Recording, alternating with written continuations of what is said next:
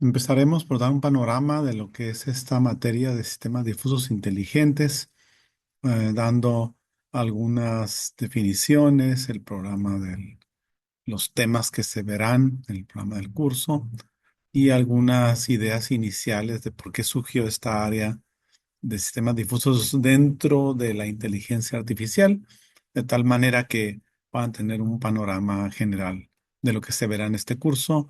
Y pues muchos de esos conceptos que mencionaré, pues los vamos a ir viendo detalladamente, de una manera más calmada y más profunda en los temas posteriores, y también las aplicaciones.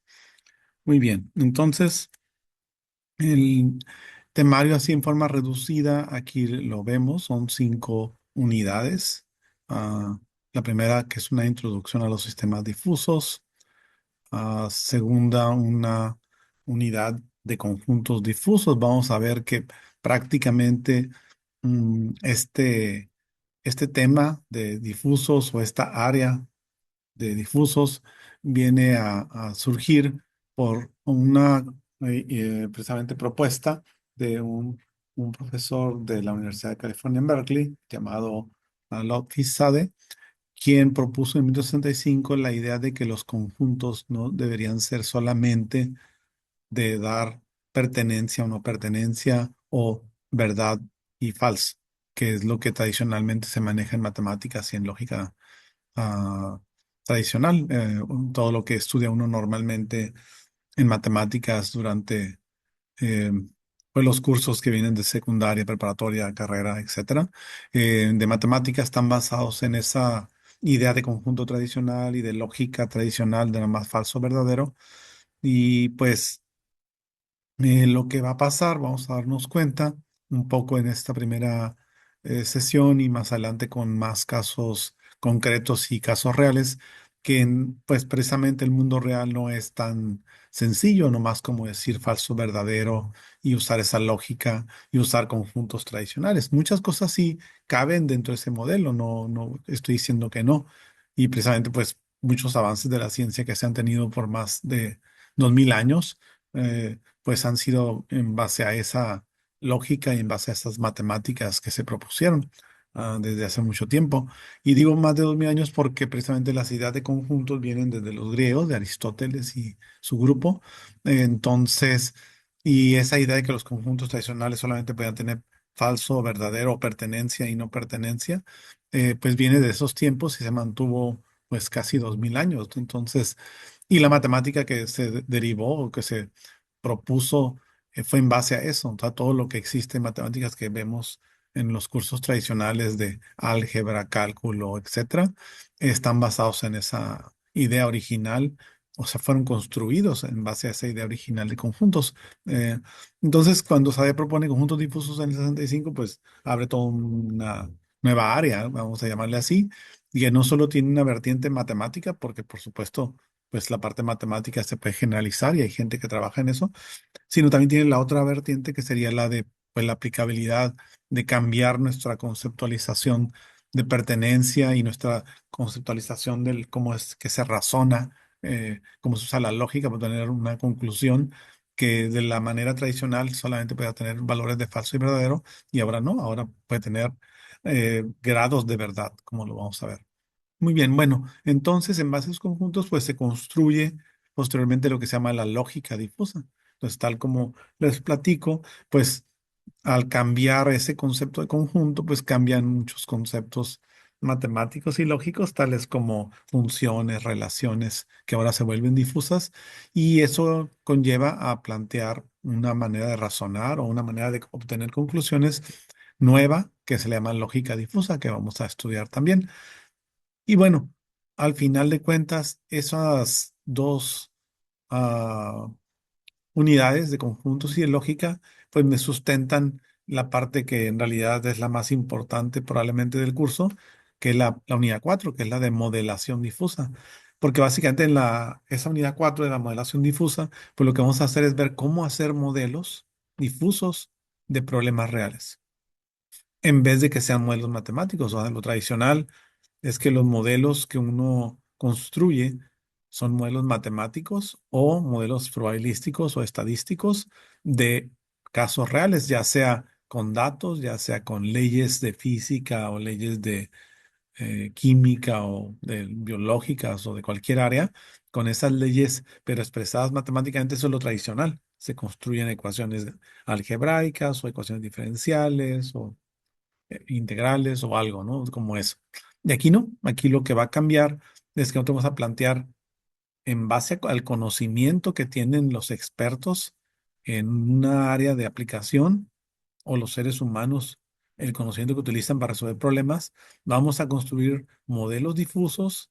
Eventualmente, esos modelos, cuando los implemento, van a ser sistemas difusos, sistemas inteligentes difusos, que van a estar hechos para resolver problemas específicos del mundo real. Y en ese sentido, vamos a tener un tipo de sistema inteligente que lo que tiene es ese conocimiento de los expertos humanos representado por medio de reglas IFDEN, que son planteamientos lógicos o implicaciones lógicas, que si uso un método de razonamiento puedo, pues frente con ese razonamiento encontrar resultados, y esa es la idea prácticamente. Entonces, ya que tengamos también esos conceptos de la unidad 4, vamos a poder plantear eh, diversas aplicaciones en una diversidad de áreas distintas.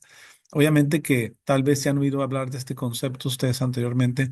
Lo más conocido dentro de las aplicaciones de sistemas difusos es lo de control. O sea, hay muchos sistemas que llaman controladores difusos que ya están incluso hasta en, eh, ¿cómo le llamaríamos?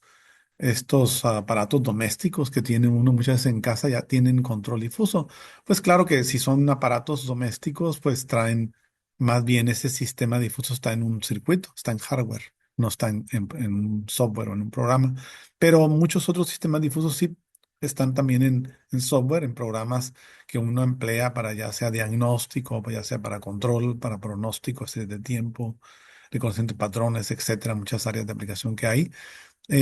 Pero el hecho de que, digamos, estén tan desarrollados y tan probados que puedan estar en hardware, en aparatos como lavadoras, secadoras, controladores de aires acondicionados, controladores en autos de transmisión, de transmisiones automáticas, etcétera, eh, lleva a pensar que pues no es un área, digamos, que apenas estamos viendo si va a ser funcional o si va a de veras a dar un resultado bueno en el mundo real. Ya está probado que en diversas áreas ha habido esos resultados concretamente exitosos y que pues dan una pauta que podemos aplicar en muchas otras cosas más que todavía no se han hecho, y eso es lo interesante de ver el abanico de aplicaciones que podríamos tener en esta área de sistemas difusos inteligentes. Muy bien. Entonces, bueno, antes de pasar más a detalle algunas cosas, pues hay que mencionar que pues tendríamos para evaluar este curso cuatro partes. Habría dos exámenes, digamos, de conceptos, un poco. ah, la mitad del curso aproximadamente en el examen uno, la segunda mitad del curso en el examen 2.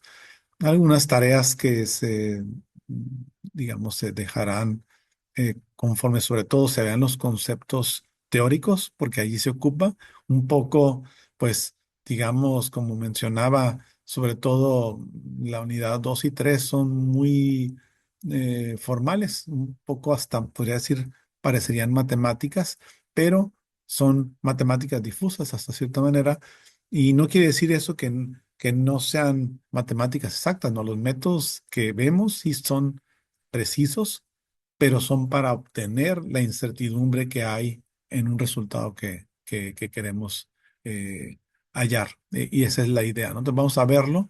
No nos vamos a ir tanto por ese camino, nomás va a ser lo necesario, como les decía, porque hay, digamos, otros tipos de programas de materias de lógica difusa que sí son abstractos en algunos lugares donde son maestrías en matemáticas y doctorados en matemáticas, llevan también sistemas difusos o lógica difusa, pero del punto de vista matemático, que significaría ellos ven cómo hacer, por ejemplo, ecuaciones diferenciales difusas, integral difusas, etcétera. Eso no es lo que se va a ver aquí, porque aquí es mm, una materia enfocada al área de computación, en particular la inteligencia artificial, entonces para hacer sistemas inteligentes. Entonces vamos a ver las bases para poder hacer ese planteamiento de modelos difusos y que luego convertiremos a sistemas difusos que son para resolver problemas específicos. Entonces, bueno, pero de todos modos habría esa parte conceptual teórica que un poco se tiene que evaluar con algunas tareas y al final un proyecto final que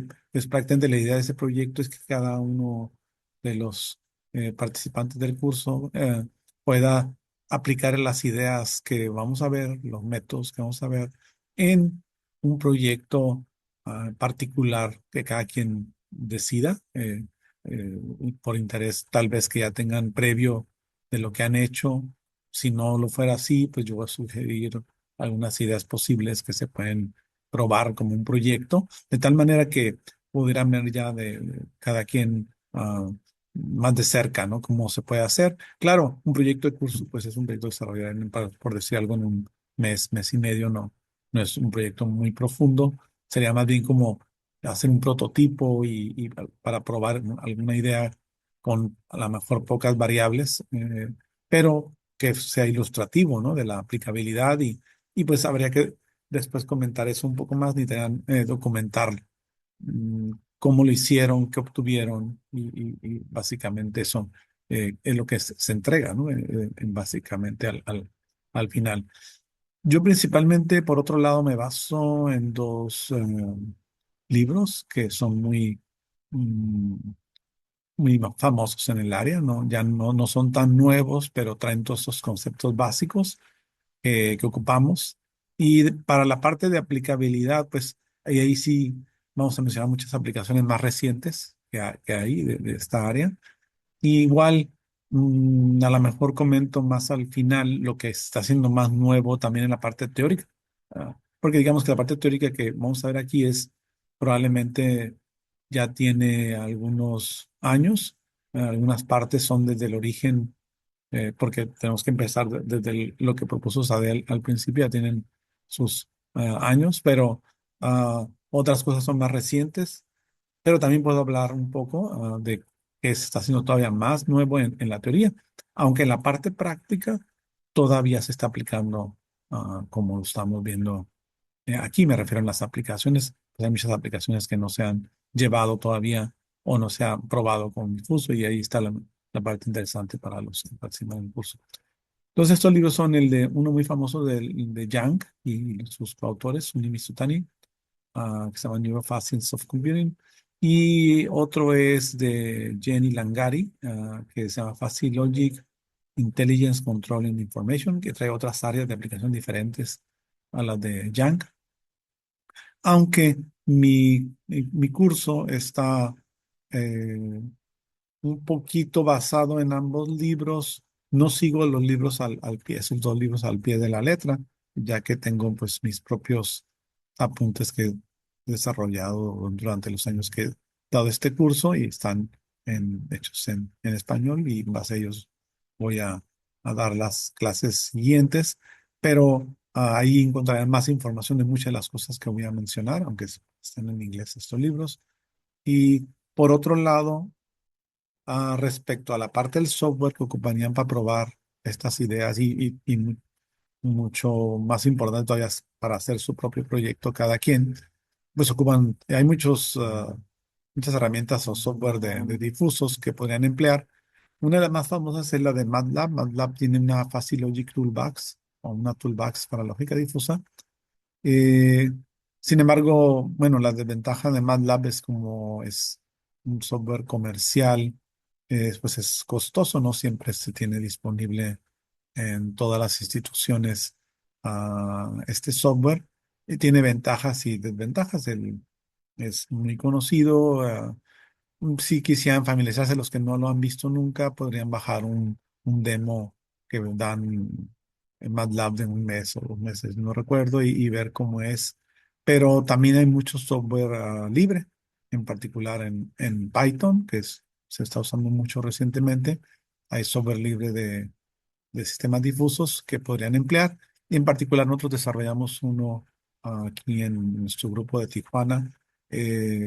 uno de nuestros estudiantes, que el link lo pueden ver acá abajo al final de este slide. De este link ustedes pueden bajar el software, ahí vienen instrucciones para instalarlo, para usarlo y pueden hacer su propio proyecto. Y en este otro link que está acá arriba, un artículo de este estudiante con nosotros, él lo aplicó a control de un robot autónomo. Pues está aplicado en este journal, pero como el journal es open access, se puede bajar el artículo. Y de hecho ahí está en las referencias este link del mismo software en este artículo. Ah, Se puede emplear y para cualquier aplicación, aunque él en particular hizo esa aplicación, él lo probó con control real de un robot autónomo en nuestro laboratorio. Entonces, el programa de Python lo tenía en un hardware de Raspberry Pi y se controlaba el robot físico, es lo que está en ese artículo. Pero en realidad se puede usar para cualquier aplicación que uno quiera y es libre, ¿no? Ustedes pueden ya sea buscar, hay como cuatro opciones en Python de diferentes software de lógica difusa, o si les gusta, y pueden comparar, y si les gustara la de nosotros, que es libre, les digo, igual que las otras de Python, pueden emplear esta o alguna de las otras. Igual hay unas también librerías en Java y en otros lenguajes también que son libres, y eso sería lo más sencillo pues para empezar y para probar ideas iniciales, bueno, conceptos y luego el proyecto que les comentaba que tendrían que hacer. Entonces ahí está la información para poder hacer eso. Muy bien, entonces empezaremos un poco este como overview o un panorama del área. Mm, Pues aquí está la foto del profesor Lotfi Sade. Sade propuso el concepto de conjunto difuso, como les comentaba hace rato. Él trabajó en la Universidad de California en Berkeley, originario de Azerbaiyán. Emigró a Estados Unidos, estuvo en MIT, y luego en Cornell, pero lo fue a trabajar a Berkeley, y ahí es donde pues, estuvo casi todo el tiempo, sobre todo cuando ya estaba haciendo lo de difuso, ahí estaba ya en Berkeley. Entonces, algunas de las cosas que veremos al inicio son precisamente de lo que propuso él, desde el inicio, del 65 que propuso el concepto de conjunto difuso, y luego fue eh, elaborando lo siguiente, las operaciones de conjuntos, luego ver cómo hacer funciones difusas, relaciones difusas, etcétera.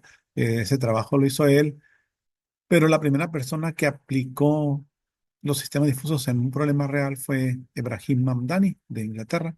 Él hizo el primer controlador difuso más o menos en el 75, como 10 años después de que Stadia propuso el concepto de conjunto difuso.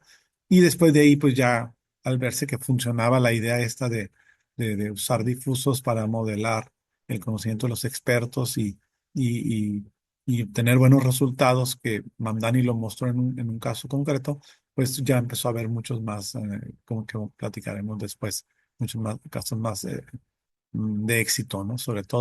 Eh, Sobre todo en un inicio los japoneses en los 80s y los 90s fueron los que promovieron más esto de sistemas difusos y lo aplicaron en muchos casos reales, hasta el caso muy famoso de controlar el tren rápido que va de Tokio a Sendai, fue el primero donde lo aplicaron a estos eh, controladores de que hacían que un tren fuera muy veloz, ¿no? De una ciudad a otra.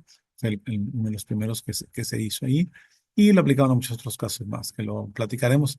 Pero bueno, entonces, en esta primera unidad vemos precisamente esta idea de dar una introducción a lo que es el, el concepto de conjunto difuso y luego sistemas difusos.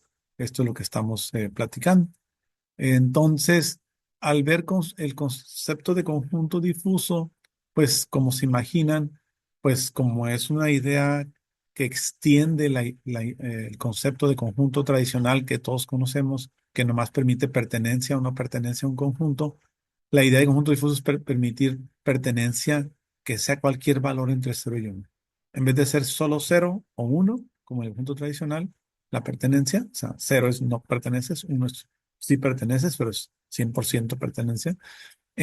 Cuando se planteó conjunto difuso, se dijo, bueno, ¿por qué no tener que la pertenencia o la membresía sea cualquier valor entre cero y uno y no solo cero o uno? Y bueno, esto no fue de la noche a la mañana, como ahorita vamos a ver en lo que voy a comentar en un momento. Hubo varias cosas que fueron precursoras para que SADE llegara a plantear algo así. Eh, ya entre más o menos 1901 y 1965 hubo varias personas, varios investigadores que plantearon cosas que llevaron ahí. No fue, digamos, como que de cero también como decir de cero a uno, ¿no? Que pasó de ser lógica tradicional a lógica difusa. No, hubo ahí varias cosas internas que las platicaré en un momento.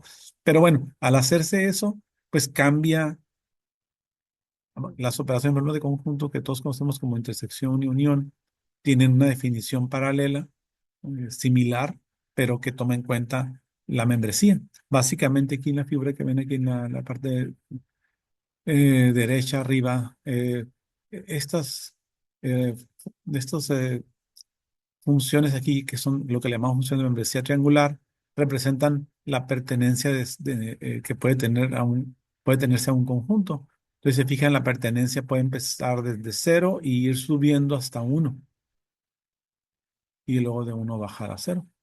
Y, y eso lo que hace es que ya no es nomás decir, voy a pasar de cero y brincar a uno totalmente, ¿no? Que sería como si aquí yo pasara en línea vertical a uno, que es lo que se asume en conjuntos tradicionales. Aquí podría ser posible, podemos plantear que la membresía vaya cambiando gradualmente de cero a uno. Entonces cambian las operaciones de unión e intersección y pues ocupamos lo que comentaba. Para esto, para poder definir cómo cambia la membresía de cero a uno, ocupo lo que se llaman funciones de membresía, que son funciones que me dan a resultados entre cero y uno, como vemos aquí en la figura. Ah, y por ejemplo, aquí está ilustrado que si este fuera un conjunto y esta otra triangular fuera otro conjunto, la intersección sería la parte gris, que aquí ven dice que esta es la membresía, la mu se usa para membresía, de A intersección B estaría dado por esto. Mientras que la unión sería todo esta y todo esta, o sea, porque es todo lo de los dos conjuntos, ¿no? Por ejemplo. Entonces, bueno, más adelante lo veremos a más detalle, pero esta es la idea, ¿no? Entonces va a tener funciones de membresía que representan la pertenencia de los elementos a un conjunto y voy a tener entonces operaciones usando la función de membresía para definir intersección, unión, complemento y otras cosas eh, similares, ¿no? En base luego a esos conjuntos puedo plantear, por ejemplo, las relaciones. Si recuerdan matemáticas tradicionales, pues las relaciones, precisamente el nombre viene de que relacionas elementos de los conjuntos distintos. Por ejemplo, imagínense un conjunto de X, de valores de X y un conjunto de valores de Y. Y si planteo una relación entre ellos, por ejemplo, la relación de igualdad. Entonces, por ejemplo, si fueran las X números del uno al n y las Y también, la relación de igualdad tendría los pares ordenados de X con Y. Entonces, por ejemplo, el par uno uno, la X igual a uno con la Y igual a uno. Si la relación es de igualdad, ese par uno uno estaría en la relación. Y el par dos dos también estaría, el par 3 3 y así. O si fuera una relación de mayor que, entonces los pares ordenados donde la X es mayor que Y son los que estarían en la relación y así. Bueno, esas son las relaciones tradicionales, que sí serían mm, lo correcto si mis relaciones fueran como en estos ejemplos que comenté, de igualdad, de mayor que, de menor que. Pero ¿qué pasa cuando estamos relacionando de una manera menos mm, menos estricta, algo que yo dijera, por ejemplo, X es cercano a Y? Allí cercano a ya no está definido estrictamente como igualdad, sino que sería algo difuso o subjetivo, como lo vamos a ver más adelante. Y entonces tiene que haber una función de membresía que diga cómo se mide cercanía, por ejemplo, y cosas de ese tipo, ¿no? Entonces, en ese caso, las relaciones se vuelven difusas porque tiene que haber una función de membresía asociada que pueda establecer cómo se cumple esa propiedad o esa característica que estamos planteando. Y bueno, también igual aquí, si defino relaciones de esa manera, va a haber operaciones con las relaciones, por ejemplo, la composición de relaciones. También puede haber unión de relaciones, intersección, pero la más importante es la composición, porque en la composición de relaciones lo que se hace es tomar dos relaciones y hacer la combinación de ellas. Por ejemplo, si una relación me da elementos de X a y luego otra relación me da elementos de Y a Z, la composición me dará elementos de X a Z. Y es muy interesante matemáticamente, pero del punto de vista de nuestra área, de la aplicabilidad que va a tener, viene a usarse totalmente en el concepto de reglas if-then difusas. Las reglas if-then difusas vienen a ser precisamente prácticamente decir si esto es cierto, entonces esto va a pasar. O por ejemplo, si fuera un caso de diagnóstico médico, si el paciente si tiene estos síntomas, entonces la enfermedad, el diagnóstico es la enfermedad X.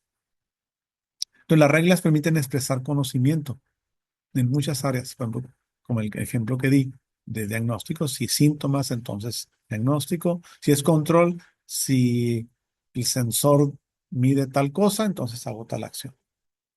Si es pronóstico, si esta variable está creciente, entonces el pronóstico va a subir o algo así. Entonces, las reglas se expresan conscientes de esas formas en muchas áreas distintas.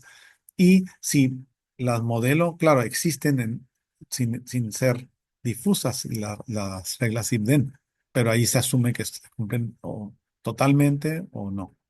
Como cuando ve uno implicaciones lógicas en la lógica tradicional y dice uno A implica B. Eso quiere decir que si A se cumple al 100%, entonces va a ser cierto B. Pero ¿qué pasa si A es difusa y B es difuso? Entonces voy a tener que ver, bueno, qué tanto se cumplen tanto el if, o sea, la condición de la regla, o el antecedente de la regla, para saber qué tanto es cierta la conclusión de la regla. Y esa es la parte interesante. Pero vamos a ver que la composición, la operación de composición que se ve en forma abstracta, primero, sirve para evaluar las reglas, o en otras palabras, para hacer la inferencia o para hacer el razonamiento con las reglas. Y eso es lo que le llaman la regla de inferencia composicional. Pero eso tiene el nombre composicional porque se basa en la composición de relaciones. Y es que prácticamente una regla es como una relación. Porque estoy diciendo, si A, entonces B. Ah, bueno, pues estoy relacionando A con B, por ejemplo. Entonces, eso es lo que quiere decir. Entonces, es como una relación, pero no más que es un tipo de relación donde le estoy asociando como un significado. Depende de la aplicación que esté considerando. Entonces, ya tendría con eso un razonamiento lógico difuso. Prácticamente este razonamiento lógico difuso, para los que recuerdan la lógica tradicional, en lógica tradicional lo que se ve es lo que llaman modus ponens. Modus ponens implica que si tengo A implica B y sé que A es verdadero, entonces B va a ser verdadero. Ese es el modus ponens que propusieron desde los tiempos de los griegos, de Aristóteles y ellos. Y fue la regla, vamos a decirlo, por 2000 años, ¿no? De lo que se debía hacer con lógica. Sin embargo, pues aquí se está generalizando, no estamos diciendo que eso no es cierto. En realidad, eso que estamos diciendo que hacen en lógica tradicional está incluido. Son como los casos extremos, porque en realidad el uno y el cero también están en la parte difusa, nomás que serían los extremos. También la diferencia es que vamos a permitir valores entre el cero y el uno, pero también es posible usar el cero y el uno. Entonces ahí estaría incluido lo que ya sabíamos, pero estamos enriqueciendo digamos, esas herramientas que teníamos, ¿no? Entonces va a tener un método para tener ese razonamiento difuso. Ese es como digamos, el objetivo de esa unidad 3.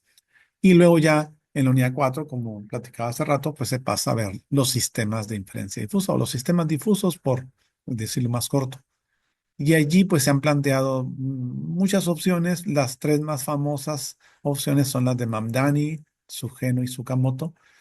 Lo de Mamdani es lo más conocido porque fue lo que surgió primero, como les comentaba. De hecho, Mamdani, pues él hizo el primer controlador difuso, que fue la primera aplicación de lógica difusa en algo real. Y bueno, él lo hizo más y otras gente se basaron en sus ideas y tienen ventajas. Aún en nuestros días los sistemas difusos tipo Mamdani se siguen usando. Tienen ciertas ventajas como interpretabilidad y facilidad, o sea, son más entendibles, etcétera. Pero también han surgido modelos por necesidades. Por ejemplo, los de Sugeno surgieron en los 80s principalmente porque los de Mamdani para aplicaciones de control eran lentos y vamos a ver más adelante la razón de ello, y es porque ocupan una operación que le llamamos de defusificación en la salida, que con las computadoras de los 80s y 90s tardaba mucho en control para hacer control en tiempo real. O sea, tenés que hacer como un promedio ponderado al final para sacar un resultado que tardaba mucho. Y es que en control, por ejemplo, si estás juntando un robot, un auto, ocupas cada medio segundo o incluso más rápido estar evaluando la siguiente acción que se debe hacer. No te puedes estar esperando para ver qué acción tomar si no puede, por ejemplo, el robot chocar o algo así con un obstáculo. Entonces, ese problema hacía que ocupara más rapidez y precisamente tanto Sugeno como Tsukamoto, que son investigadores japoneses, sus métodos propusieron eliminar esa defusificación que Mamdani se tiene que hacer a fuerzas para obtener un resultado numérico. Entonces, Sugeno y Tsukamoto propusieron alternativas para evitar defusificar, aunque a costa de, como siempre, no hay nada gratis. Y lo que pierdes en Sugeno y Tsukamoto es la interpretabilidad o explicabilidad de los modelos difusos en parte. Pero por otro lado, por ejemplo, la gente de control, lo vamos a ver, que usan, en la gente de control tradicional, lo que usan son modelos matemáticos. Muchas veces lo que hacen cuando combinan sus modelos matemáticos con modelos difusos, porque se pueden hibridar, es usar su modelo matemático en la salida de las reglas de su gen. Entonces tienes como un modelo difuso matemático. Y de hecho, así podríamos ver a los modelos de subgeno. Entonces, esos modelos de subgeno tienen la parte difusa en las reglas en la parte del if y en la parte de la salida de las reglas en el den tienen una ecuación. Eso es básicamente lo que hacen ahí. El Tsukamoto no, el Tsukamoto sí tiene función de membresía en la entrada y la salida, pero las funciones de membresía y la salida tienen ciertas restricciones para que puedan dar un número directamente, que a veces lo hacen que no sea tan aplicable. Entonces, bueno, ahí eso lo veríamos en detalle, cuál me convendría, dependería de pues cosas a veces o restricciones que tenga el problema. Si no hay restricciones por el lado del problema, pues yo podría comparar. Muchas veces nuestros estudiantes lo que hacen es, previos que hemos tenido, a veces si no hay problema, comparan su implementación con Mamdani contra su implementación con Sugeno y ven si de veras hubiera diferencia o ventaja a favor de alguno de ellos, pues ya eligen el que conviene más. Pero a veces más bien lo externo va a delimitar eh, un poco cuál tipo vas a usar, ya sea el cómputo o ya sea quién lo va a emplear. Por ejemplo, en medicina usan más tipo Mamdani porque las reglas tipo Mamdani serían totalmente interpretables. Las puedes leer y decir, ah, sí, esto es lo que dice, como yo lo leí decía ahorita, ¿no? Si el síntoma es tal, entonces tiene tal, el diagnóstico es tal. Entonces ahí lo puedes leer. Pero si lo cambias a su geno, pues no tendrías una ecuación en la salida, que dirías, este número que me da la ecuación va a ser un diagnóstico, pues lo puedes hacer, pero no sería tan interpretable para los médicos, por ejemplo. Entonces, este tipo de cosas determinarían un poco a veces de cuál emplearía. Pero bueno, y veríamos al final esta unidad también, ya que estudiemos las diferencias y las ventajas y desventajas de cada uno de ellos, métodos generales o guía, guías generales para el diseño de cualesquiera de los tres. Partes de ellos son de la misma manera. O sea que parte de las reglas o guía que daríamos para cómo hacerlos serían genéricas y otras partes, ¿no? Porque sobre todo en la salida de las reglas es donde se distinguen los diferentes tipos de sistemas difusos o modelos difusos. Pero en la parte del if, como todos tienen membresía, entonces esa parte podemos decirla que es general a los tres. Entonces ahí, bueno, eso veríamos en esta parte cómo qué pasos seguiría yo para desarrollar mi modelo difuso. Y finalmente, en esta última unidad 5 pues ahí sí todas las aplicaciones que podamos usar, áreas de aplicación que vamos a emplear para ilustrar, ah, pues qué tan flexible o eh, vari- qué tan grande es el rango de aplicaciones que se han hecho y que se podrían hacer, ¿no? Para sistemas difusos diferentes. Entonces ahí vemos, por ejemplo, ahí su uso en base a datos relacionales difusas, obviamente control difuso, que es una de las más populares. Y dentro de control difuso, pues habría opciones como ser control difuso tipo Mamdani o tipo Sugeno. También reconociendo patrones con lógica difusa. En este caso, por ejemplo, métodos de agrupamiento difuso. Hay que allí lo que distingue estos métodos de clustering o agrupamiento cuando se hacen con lógica difusa es que voy a permitir que cualquier dato tenga membresía parcial. Entonces, un dato puede pertenecer parcialmente, por ejemplo, a dos clusters o a dos grupos, lo cual no se permite en otros métodos de agrupamiento clustering. Por ejemplo, se usan método probabilístico de clustering, un método neuronal de clustering. Allí se forza que cada átomo pertenezca exactamente a un grupo o a un clúster y ya, es total.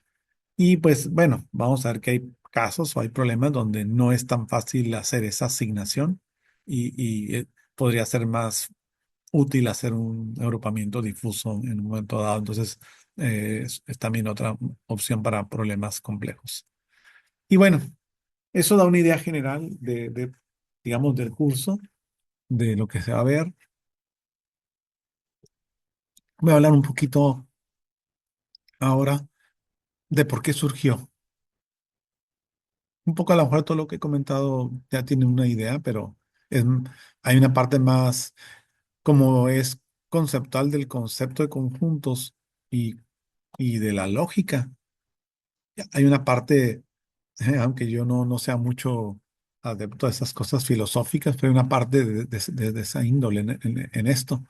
Y es de que, bueno, tal vez han leído cosas al respecto, tal vez incluso a veces eh, me gusta ver estas películas históricas de muchos de las mentes que hubo en el siglo XX, como Einstein y como Heisenberg, y como Bohr y Turing y todos ellos, y también que hay películas de todos estos personajes de la ciencia, eh, pero también hay libros donde lo cuentan y durante todo este es siglo XX, en los 1900, o los físicos sobre todo, por un lado, vieron muchos problemas con las matemáticas que necesitaban emplear para resolver los problemas que tenían.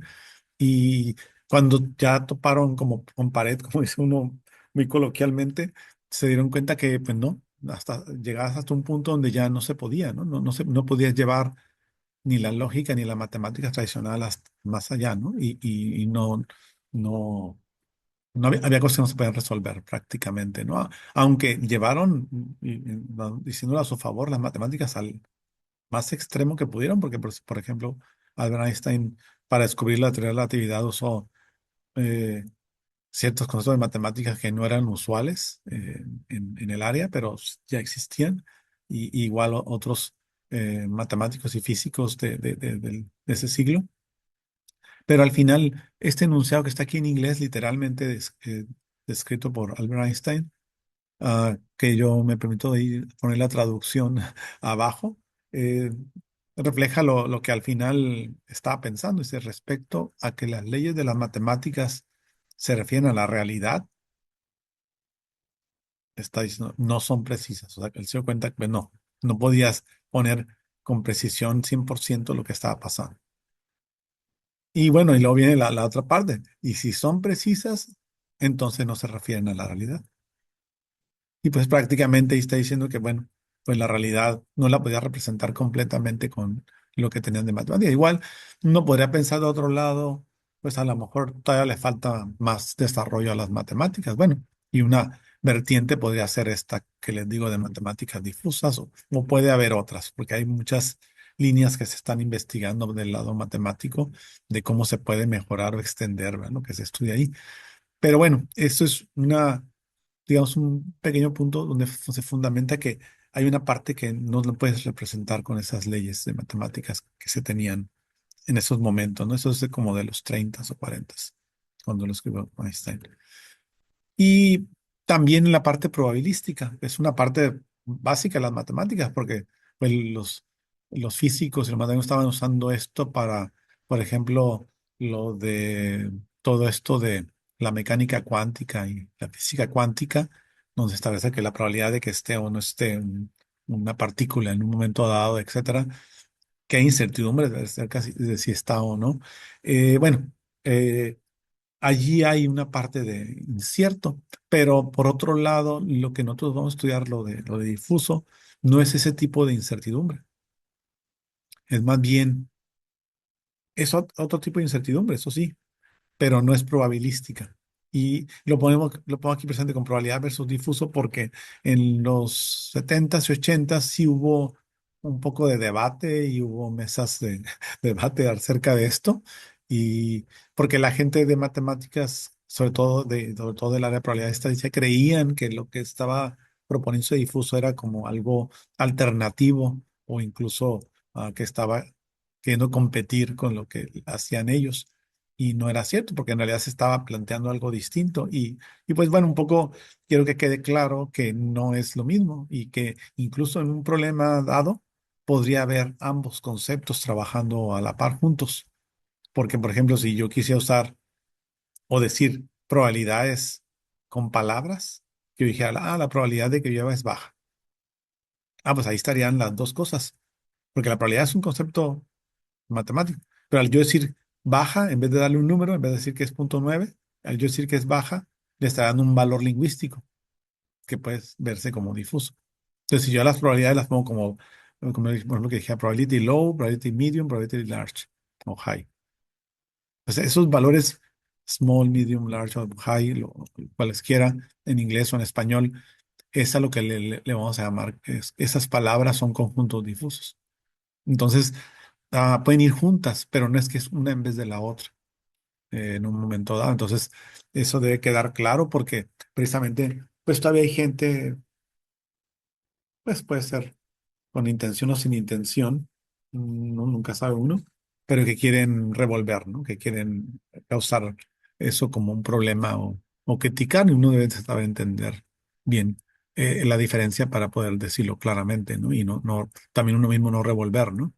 Entonces, bueno, y aquí está precisamente un ejemplo imagínense que estamos pensando en una forma geométrica, que puede ser círculo, cuadrado o triángulo. En el contexto de probabilístico, yo podría preguntarme cuál es la probabilidad de que esté pensando en un círculo. Sí, en ese sentido, a lo mejor es razonable la pregunta. Pero bueno, si vemos esta figura que está aquí, pues sabemos, todos, cualquiera de nosotros podría decir, bueno, a lo mejor alguien trató de dibujar un círculo y no le salió muy bien, pero sí pensaba en un círculo, puede ser, ¿no? Pensaba en un círculo y esto es lo que logró dibujar, ¿no? O representar. Entonces, alguien podría decir, es probablemente un círculo, o es probablemente que la persona pensaba en un círculo y lo trató de dibujar, pero ese es un contexto. Fíjense. El otro contexto sería que dijera, este es un círculo difuso, porque otra manera de pensar es en esta figura, es pensar en que esta figura tiene una membresía.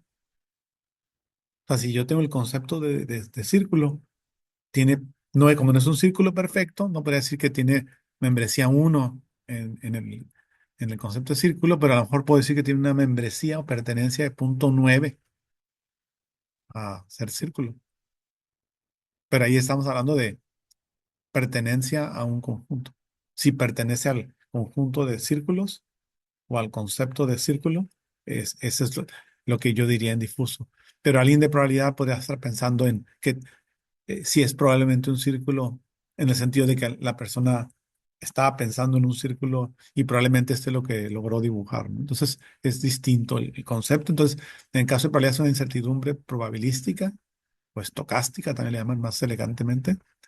Y en el caso difuso es del significado, o sea, si esto de veras significa un círculo o representa un círculo y si pertenece entonces al concepto de círculo. Esa es la diferencia. Entonces, es una incertidumbre semántica, lingüística, como le queramos llamar, la de difuso, mientras que la otra es una incertidumbre probabilística, aleatoria, estocástica, ¿no? La que manejan los agentes de probabilidad. Otro caso similar es este. Por ejemplo, alguien de probabilidad diría, existe una probabilidad de 50% de que una manzana esté en el refrigerador. En el caso difuso, uno diría, existe la mitad de una manzana en el refrigerador. O sea, es la pertenencia, ¿no? Es diferente. Y en realidad el concepto probabilístico es muy distinto porque muchas veces está basado, si recuerdan la teoría, en repetir un experimento, en repetitividad y en la frecuencia que ocurre algo. Entonces, por ejemplo, cuando uno dice, hay un 50% de probabilidad a lanzar una moneda de que caiga cara, pues está basado eso en que puedo repetir 1000 veces el lanzar la moneda y más o menos va a ser 50% que va a caer un lado y 50% que va a caer el otro. Aunque si la lanzo muy poquitas veces, puede ser que no. Si lanzo nomás 4 veces, a lo mejor salen 3 veces cara y una no, porque sería muy poca la frecuencia con que lo hice. Pero entonces la probabilidad está muchas veces basada en eso, en repetitividad de un experimento aleatorio y la probabilidad viene a ser un valor que refleja eso, ¿no? Aunque también a veces lo puedo hacer en forma teórica, o sea, calculando el número de alternativas y usando fórmulas, pero ¿cómo lo verifico? Repitiendo el experimento, ¿no? Y va a ser aproximadamente eso. Ese es a lo que se refiere. Y en que en este caso, ¿no? En este caso estamos hablando del significado de algo o la pertenencia a un conjunto de algo. Esa es la diferencia. Muy bien, eso es por un lado para aclarar, ¿no? Que es distinto. Por otro lado, las paradojas que surgieron, sobre todo en el siglo XX, a finales del siglo XIX y principios del siglo XX, mucha gente que trabajaba en lógica matemática empezó a encontrarse con paradojas. Eh, una paradoja es algo que no puedes resolver de una manera tradicional, o sea, con los métodos que tienes en ese momento. Y ese concepto de heterológico eh, es uno de ellos. Una palabra se dice que es heterológica y cuando es una que no puede describirse a sí misma. Entonces, por ejemplo, el concepto de largo es heterológico. O sea, es algo que no puedo describir a sí mismo, o monosílabo. Entonces, estos son heterológicos. Pero bueno, vamos a suponer que entendemos esta idea, pero ahora el propio concepto es heterológico. O sea, pues ahí esa es la paradoja con que se llevaron. O sea, si el mismo concepto heterológico, aún definido así, podría describirse a sí mismo, pues no era totalmente cierto. Pero bueno, esta está muy abstracta tal vez. Esta es una más famosa, Bertrand Russell, lo pueden, no es muy usual googlear a la gente, ya que casi todo está en internet. Bertrand Russell era uno de los lógicos matemáticos más famosos a finales del siglo XIX y principios del siglo XX, y hizo un montón de aportaciones a la lógica matemática y muchas cosas eh, en matemáticas en general, lo pueden buscar, pero al final de cuentas empezó a encontrarse con casos que llevaban a contradicciones a la lógica y a la teoría matemática que, que- que habían desarrollado y que se había hecho por mucho tiempo. Y esta paradoja la puso de esta manera presente para plantearla, la puso en un artículo muy famoso, 1901, para que se viera que había casos, tal vez, dijo él, si recuerden sus palabras, a lo mejor no son muy comunes, en eso sí estaba equivocado porque era más común de lo que él creía, ¿no? Pero creían que eran casos así como raros, ¿no? Como aberraciones, ¿no? Vamos a decirlo así, pero Tomo lo planteó y sí, se llama el barbero, la paradoja del barbero. ¿Por qué? Aquí lo vamos a explicar muy fácilmente. Vamos a suponer que ese es el enunciado de lo que se está diciendo acá arriba.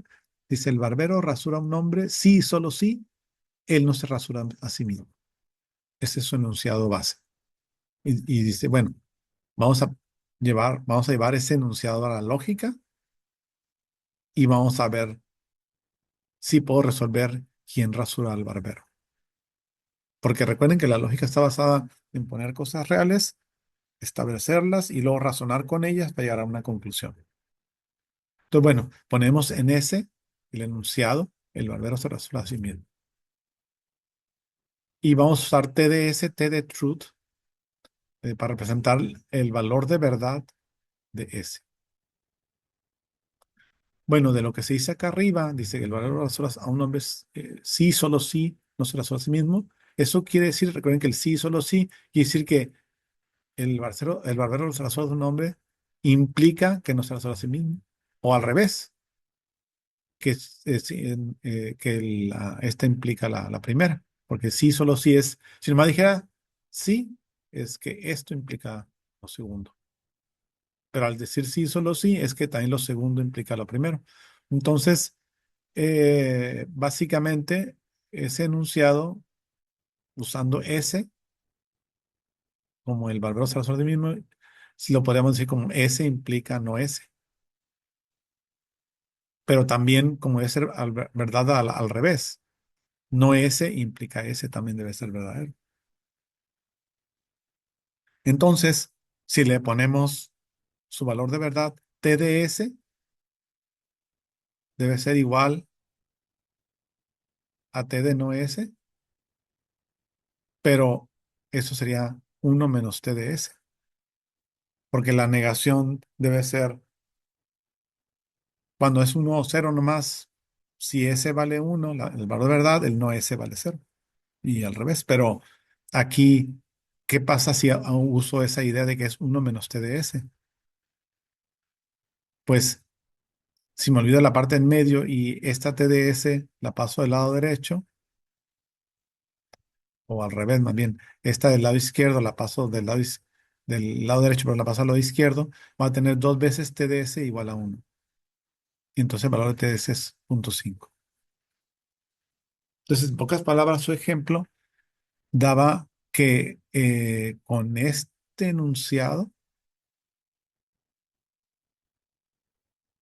y aplicando la regla de la lógica que existía, llegabas a que el valor de verdad era 0.5, lo cual, pues como les he estado diciendo, en la lógica tradicional no puede ser más que cero o 1.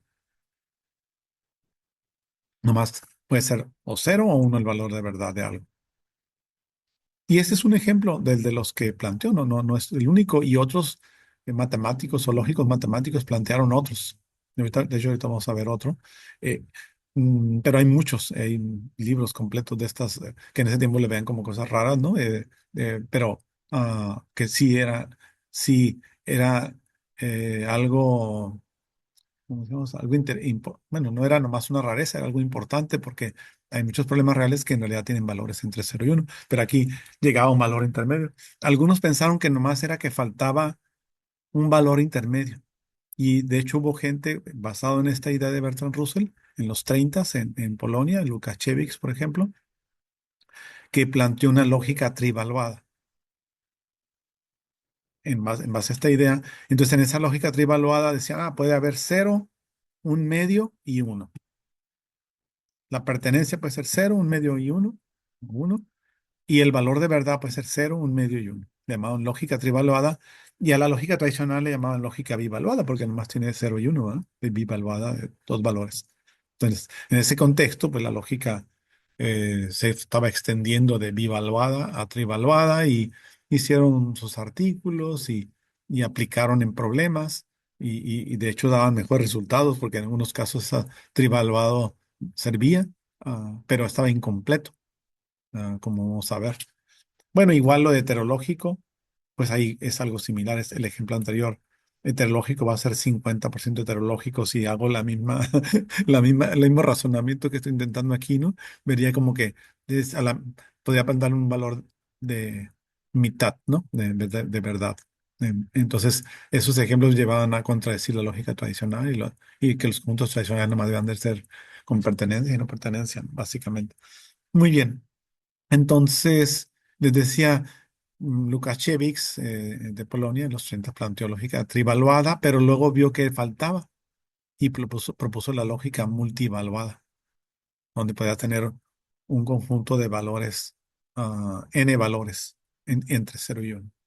Ya la lógica multivaluada de los 30 casi llegaba a la lógica difusa, pero no era, porque de todos modos era un número finito de valores de verdad. Por ejemplo, es como si dijera, bueno, cero, un décimo, dos décimos, tres décimos. O sea, que hubiera 10 valores, ¿no? Entonces, pero bueno, ah, y ya sabe pues, lo que son 65 y si no, pues es que debe ser cualquier valor entre cero y uno. Porque si la variable es continua, pues no la vamos a forzar a ponerle un quinto o algo así, ¿no? Entonces, cualquier número entre cero y uno en forma continua, y eso ya le llamo difuso, pero se fijan cómo fue avanzando, ¿no? Ahí la ciencia en ese contexto. Y esta paradoja me lleva más a que ser cualquier valor entre cero y uno. Es la paradoja de Zoraitz, se llama, que básicamente son, es el de un grano de arena, más bien en tener un conjunto de granos de arena que sea como En inglés le llaman heap, heap, esto. En español, yo buscando la mejor palabra, le puse como duna, pero también puede hacer un montón. Algunos autores le ponen como un montón de granos de arena. Bueno, no vamos a preocuparnos tanto de cuál sea. De todos, la mayor parte de la literatura está en inglés y en inglés se le llaman heap. Y entonces, a el que tanto perteneces a ser un heap, le llaman heapness. ¿Sí? Y el gimnes depende del número de granos. Entonces, bueno, vamos a plantearlo más claramente así. Vamos a poner nuestras premisas como se acostumbra en lógica. La premisa uno sería que 1 millón de granos de arena es una duna o un montón. 1 millón de granos, vamos a poner que hay aquí, en esta figura. Y la segunda premisa es que si a esta duna o montón de granos de arena le quito un grano nomás, pues ¿qué va a pasar? Pues va a seguir siendo una duna o un montón de... Nomás quitándole un grano no pasa nada. Pero si sigo consecutivamente haciéndolo esto 1 millón de veces, cuando termine va a haber un solo grano. Y la pregunta ¿es un solo grano de arena una duna? Pues la gente podría decir no. Ya en ese extremo donde nomás llegas a tener un solo grano, pues ya no va a haber como un cerrito ahí, un montón. Pero prácticamente en realidad, eh, cada vez que bajaba un grano y un grano y un grano, cada vez, en realidad la pertenencia a lo mejor estaba bajando un poco. Hacer una duna o un montón, en ese caso. Y es que el problema es continuo y aquí está en esta gráfica representado. Para todo el total de número de granos, cuando ya es el millón, vamos a llamarle, es 100%. Pero conforme le vayas quitando granitos y granitos, gradualmente, pues podríamos ver o pensar que la pertenencia o la membresía a ser duna o montón, eh, iría bajando.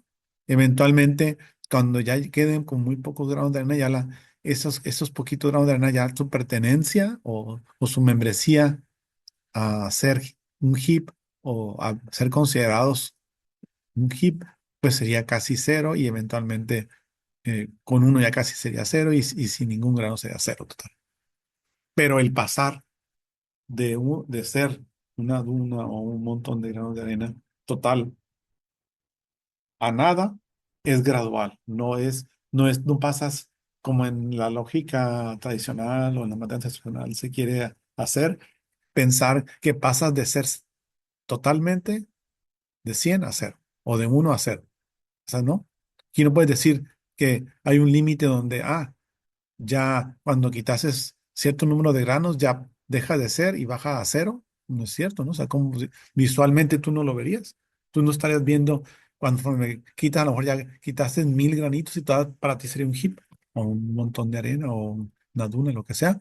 Pero en realidad ya le estás quite y todas va a aparecer, nomás va a ser con menos cantidad, ¿no? De granos, pero eso es lo que está representando. Pero no es que pases mágicamente de 100 a cero o si ves al 100 como uno, de uno a cero, sino que es poco a poco. Entonces, esto lleva, presente que ocupo esta es como una función de membresía, esta gráfica que estoy poniendo aquí, que es una función que va a pasar de 0 a 1 o de 0 a 100 si lo pones en porcentaje, poco a poco, gradualmente, representando como, si lo veo ahora al revés, como que voy agregando granitos y voy haciendo el cerrito, va a ir gradualmente aumentando la membresía o la pertenencia poco a poco, hasta llegar al total. Y si le quito, va a ir bajando poco a poco hasta que llegue a cero. Eso es lo que estamos diciendo. Y esta paradoja sustenta el por qué tener funciones de membresía. Perdón. Y entonces llegamos a esto. Aquí está, y básicamente de una manera muy simple, la diferencia entre un conjunto tradicional y un conjunto difuso. Del lado izquierdo está un conjunto tradicional A y el lado derecho el conjunto difuso corres- que corresponde a esa idea. Si el conjunto A que queremos representar es el conjunto de las personas altas, fíjense, esto es difuso, de cómo mido alto. De hecho, alto es algo subjetivo. Para mí, ¿cuáles personas son altas? Pues mi concepto es uno que a lo mejor para ustedes es distinto. Y no solo cambia de persona a persona. También en el contexto, en diferentes países es distinto porque, por ejemplo, en unos países como Noruega, Suecia, todas las personas son muy altas, como Finlandia, y pues para ellos alto debe ser un valor mayor que para nosotros, que para los mexicanos, por ejemplo, o en Estados Unidos, o en algunos países de Asia que también son bajitos, es la misma idea, ¿no? O sea, alto es distinto, depende del lugar o del contexto. Pero aún dentro, digamos, por ejemplo, en México o dentro del país, puede ser distinto el concepto de alto en países, algunos, perdón, países, en algunos estados del sur que en los estados del norte, o ya de persona a persona. Entonces, bueno, independientemente de todas esas subjetividades, del lado izquierdo sería la manera en que lo haría con conjuntos tradicionales. Yo diría, bueno, vamos a llegar a un final, poner un número, mm, un umbral, un número, por ejemplo, 1.80, 1.8 metros, 1.80 de alto, y allí cualquiera que mida 1.80 para arriba, sí es alto, y si mide unos puntos 79.9, no. Ese es lo paradójico de hacerlo así, que alguien que midía unos 79.5, por ejemplo, dirías, no, tú no eres alto. Y alguien que mida una nadita más, sí es alto. Entonces pasas mágicamente, le digo yo, porque pues, no es cierto que es así, ¿verdad? Dejarías de ser ah, por un milímetro más, un centímetro más, o lo que quieran, de ser bajo a alto, o lo que fuera acá, ¿no? Entonces, la realidad no es así, y lo peor de todo es que no, ese 1.8 a lo mejor para mí no es el concepto o para ustedes. Entonces. Pero bueno, alguien habitualmente lo puede poner y decir, bueno, así es, y pues, así catalogan a todos, pero pues, ¿qué va a pasar con eso? O sea, ¿qué resultado va a tener esta decisión? Bueno, si son cosas que no son muy relevantes, pues no va a pasar nada. Si nomás tienes una base de datos de personas y dice, ay, los que están acá son y así, pues, y nomás es por agruparlos y no va a pasar nada. El problema es cuando son conceptos en base a los cuales tomas una decisión. Imagínense que pusieras así para algún síntoma en medicina de aquí sí es y acá no es. Pero en realidad si ya está en un 79.9, pues como que debemos de preocuparnos, ¿no? Si aquí fuera que pasara algo si estás en este conjunto, ¿no? Entonces, en realidad, eh, y aparte, aún, por ejemplo, en el caso de medicina, entre mismos médicos no están al 100% de acuerdo. Y a veces ponen estándares y, por ejemplo, estándares de la presión alta no son iguales en Europa que en Estados Unidos, por decir un caso. Entonces, pero igual entre médicos también varía. Y aunque los tuvieras, en realidad un médico puede pensar que puede haber problemas en un cierto valor, cercano a eso. Entonces, la contraparte sería el lado derecho, conjunto difuso, pues en realidad, si este concepto no es exacto y más bien es subjetivo, esa diferencia de punto de vista entre diferentes personas la puedes representar con una transición, donde a lo mejor ya desde unos 70 y algo ya empieza a subir la membresía. Bueno, aquí tenemos de unos 78 ya es 0.5, 82 es 0.9, ya un cierto valor ya. A lo mejor todo el mundo está de acuerdo, en 1.90 todo el mundo, nadie dudaría, ¿no? Probablemente que la persona es alta, ¿no? Pero en un rango de transición podría darse una pertenencia, ¿no? Y para representar que pues no todas las personas lo ven igual, ¿no? Y es un concepto en realidad subjetivo hasta cierto punto y eso lo presentas con la transición poco a poco, será uno, así como lo poníamos acá en lo de los granos de arena y así. Entonces, muchos conceptos son de ese tipo porque precisamente no es ah, decir alto es una cosa. Lo entienden la gente, lo entendemos las personas, pero si lo queremos representar computacionalmente no es exacto. ¿Verdad? Si yo hubiera querido decir personas con altura mayor a 1.80, sí está bien el de acá, porque ahí sí, o sea, yo no me digo personas con altura mayor a 1.80. Entonces, esta función de membresía sí sería la adecuada. Pero si quiero decir alto, sería así, aunque no es la única manera de hacerlo. De hecho, aquí está la subjetividad que les digo. En esta figura vemos como esa misma función de membresía estaría más a la derecha o más a la izquierda, depende del contexto. Por ejemplo, la verde es alto en Asia. Está más a la izquierda porque, por ejemplo, para ese contexto, 1.8 metros, para ellos es más membresía ser alto. En cambio, en Estados Unidos está más a la derecha porque 1.8 es menor membresía alto. Y si nos vamos a un extremo, por ejemplo, alto NBA, que son los jugadores de básquetbol de Estados Unidos, y ya ven que todos los jugadores de básquetbol están mucho más altos. Alguien de 1.80 se vería como chaparrito, donde si está jugando en un juego de básquetbol, ¿no? En NBA. Entonces, alto en la NBA sería todavía con una estatura mayor para dar esta cantidad. Entonces, dependería del concepto. Entonces, estas funciones de membresía, que las sabíamos como FM, función de membresía, en inglés, en los libros, como en los libros presentes que les puse como referencia, lo ponen como MFs, de Membership Functions. Entonces, eh, para que hay, digamos, en la literatura, muchos veces lo van a ver como MF de Membership Function. Aquí en español lo están poniendo como FMs. Entonces, son medidas subjetivas del concepto de alto, no son funciones de probabilidad. Digamos, a lo mejor ya sale redundante decir esto, pero esa es la idea, ¿no? De lo que estamos ah, diciendo. Y para terminar con esta vista panorámica del curso un poco y de los orígenes de estos temas que vamos a estudiar, pues llego a la definición de conjunto difuso.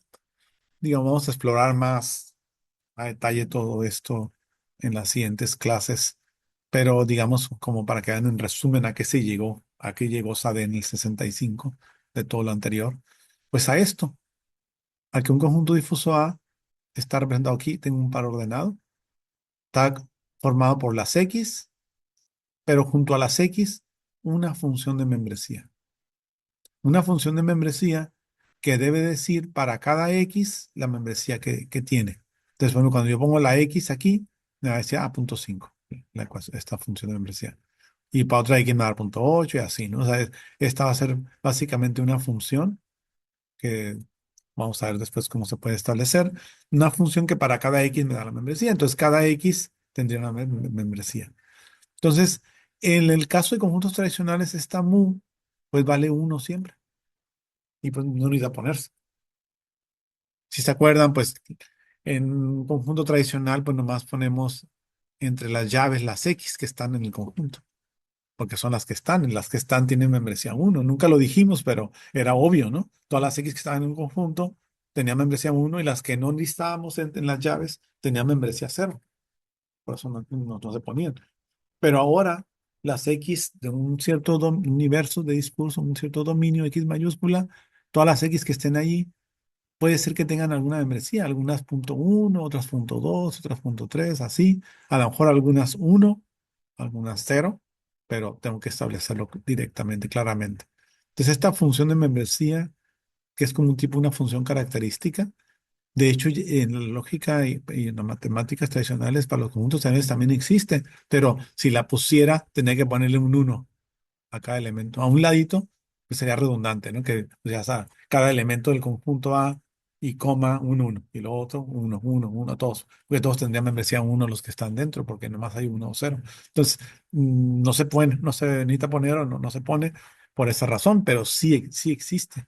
Pero ahora sí tenemos que explícitamente ponerla porque pues estamos permitiendo que las X sean membresías parciales entre cero y uno y sí se va a ocupar directamente esa membresía. Bueno, eh, eso es lo nuevo, eso es lo que caracteriza, perdón, o distingue a los conjuntos difusos de los tradicionales. Y bueno, entonces, ¿cómo va a hacer esto que cambie como decía, todo lo demás? Pues al hacer, por ejemplo, unión de conjuntos, pues tengo que tomar en cuenta sus membresías de cada conjunto y al hacer operaciones, etcétera, y luego relaciones en todas partes, va a ir la función de membresía acompañando, porque antes no se ponía porque no se ocupaba, pero ahora en todos los casos va a ir junto, eh, digamos, distinguiendo y pues dándome esa información o sí, esa información necesaria en este caso para hacer todos los cálculos y todas las inferencias al final, razonamiento que va a ocupar para obtener resultados. Muy bien, bueno, pues por hoy sería todo.